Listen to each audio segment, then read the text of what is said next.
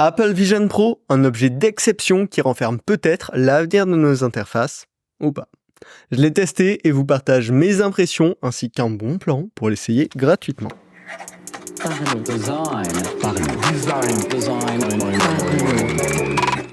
Rejoignez le Slack TCT, partenaire de la saison 7 de Parlons Design. C'est la référence des product designers en France, une communauté bienveillante entre passionnés.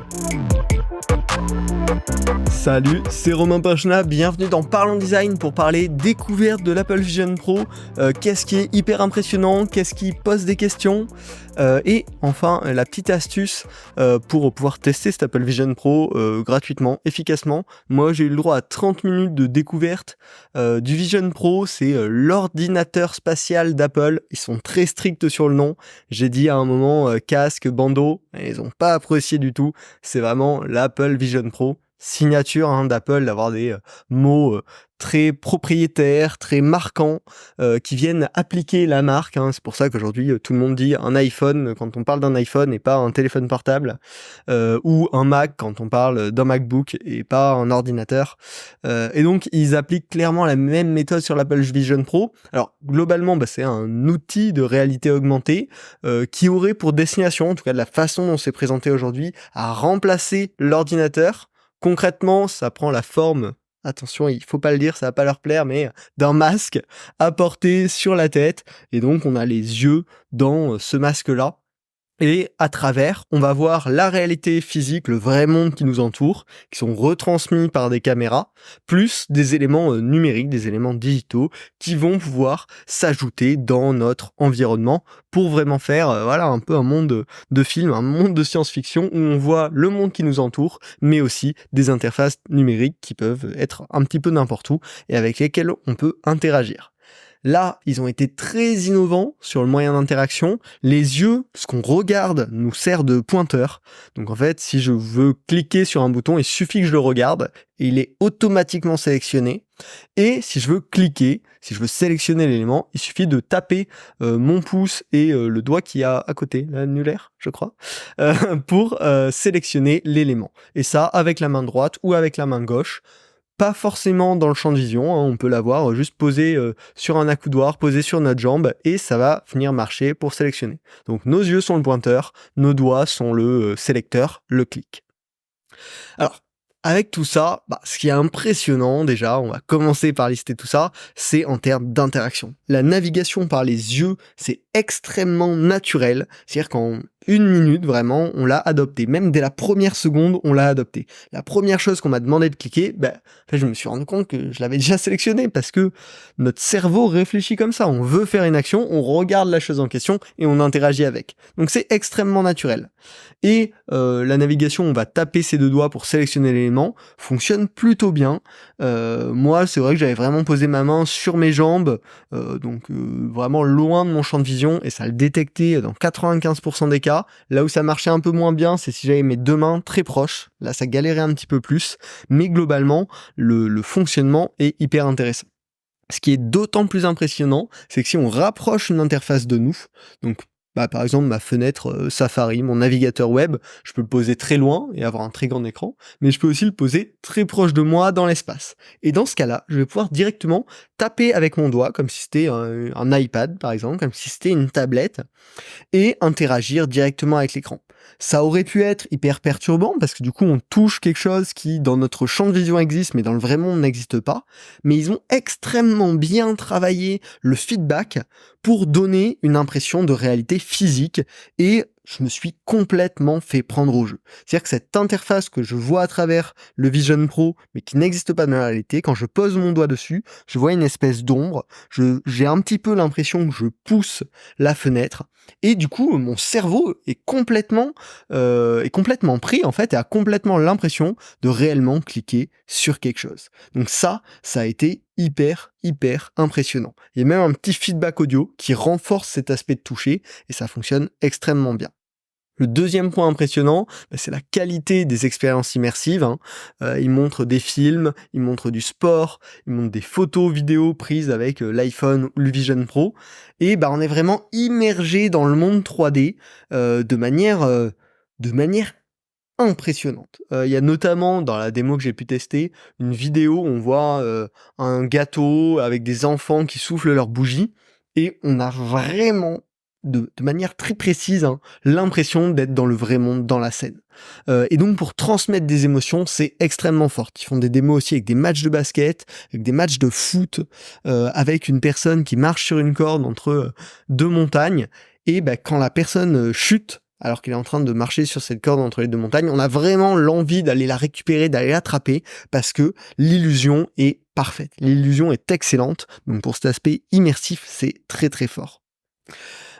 Également, assez intéressant, mais une grosse partie des applications ordinateurs déjà existantes sur Mac ont été portées sur le Vision Pro. Il y a Safari, il y a Photo, il y a Keynote, il y a des millions d'autres applications d'après les dires d'Apple, et leur intégration est plutôt très bonne. Safari fonctionne très bien, Photo, ils ont travaillé des interactions un peu spécifiques pour le Vision Pro. Keynote, pareil, il y a notamment un mode présentation dans lequel on voit la salle de réunion en face de nous, on voit les slides derrière nous, et on a un petit widget, une petite fenêtre pour pouvoir gérer nos slides devant nous.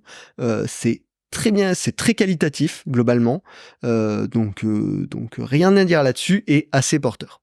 Globalement, en termes d'usage, c'est un produit hyper impressionnant. Mais bien sûr, il y a des vraies questions qui apparaissent sur l'avenir de ce produit quand on creuse ça un petit peu plus loin.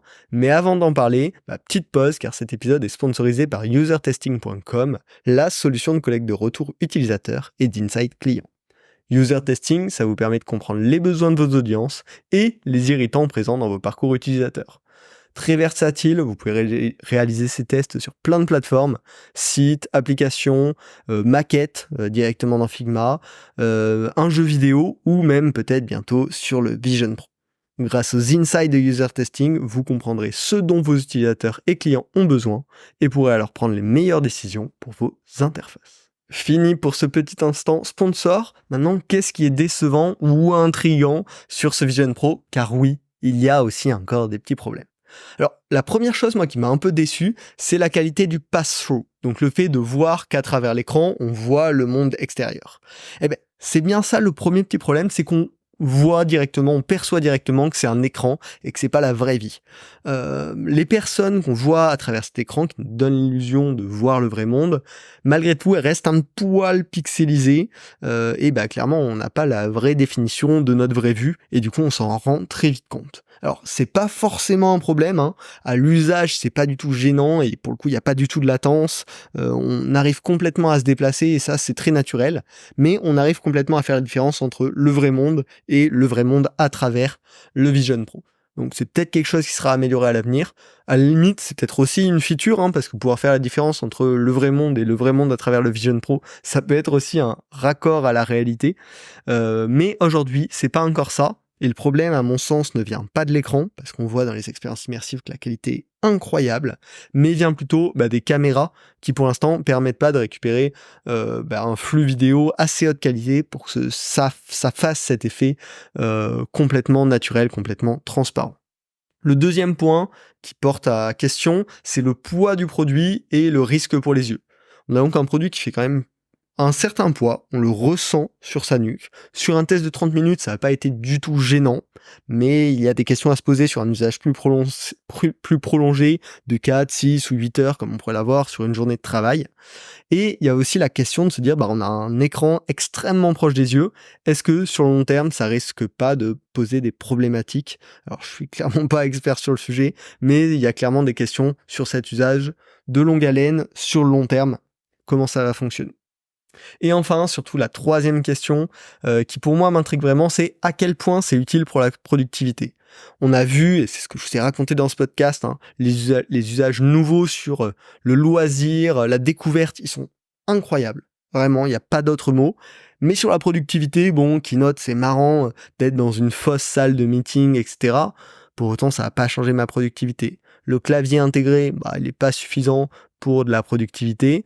Et le fait d'avoir des dizaines d'écrans, je suis pas sûr que ça démultiplie ma productivité. Au quotidien, je travaille avec 1 ou 2 écrans max. Je vois pas ce que je ferais forcément avec 6 ou 7 écrans dans mon espace de travail. Donc, ça va vraiment être quelque chose à définir. De même, les interactions pour travailler avec le Vision Pro sont plutôt natives, sont plutôt cohérentes. Je vous l'ai dit, la navigation avec les yeux, avec les doigts, ça marche très bien et on s'y fait très vite. Mais à mon sens, elles sont clairement pas plus efficientes que le combo clavier-trackpad qu'on a aujourd'hui. D'ailleurs, on a la possibilité d'utiliser un clavier et un trackpad externe avec le Vision Pro.